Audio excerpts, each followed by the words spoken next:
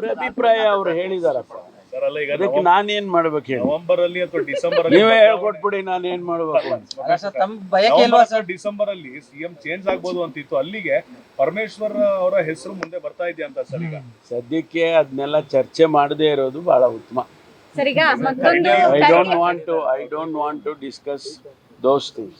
Especially chief minister post ಆಗಲಿ, deputy chief minister post ಆಗಲಿ, ಅಥವಾ ಸರ್ಕಾರ, ಕೆಲವ್ರು ಹೇಳ್ತಾರಲ್ಲ ಸರ್ಕಾರನೇ ಬಿದ್ದೋಗ್ಬಿಡುತ್ತೆ ಅಂತ, ಇವೆಲ್ಲ ಮಾತನಾಡೋದಕ್ಕಿಂತ ಸುಮ್ಮನೆ ಇರೋದು ವಾಸಿ. ಸರ್ ಈಗ ಖರ್ಗೆ ಅವರು ಹೇಳಿದ್ದಾರೆ, ನನಗೆ ಹಿಂದೆ ಒಂದು ಅವಕಾಶ ಇತ್ತು, ಅದು SM ಕೃಷ್ಣ ಅವರು CM ಆದ್ರು, ತಪ್ಪೋಯ್ತು ಅನ್ನುವಂಥದ್ದು. ಅಲ್ಲಿಗೆ ಒಂದ್ ರೀತಿ ದಲಿತ CM ಆಗ್ಬೇಕು ಅನ್ನುವಂತಹದ್ದು ಕೂಗು ಇರೋದಂತೂ ನಿಜ ಅನ್ನುವಂತಹದ್ದು ಅವರ ಮಾತಿನ ಅರ್ಥದಲ್ಲೂ ಕೂಡ ಗೊತ್ತಾಗ್ತಿದೆ.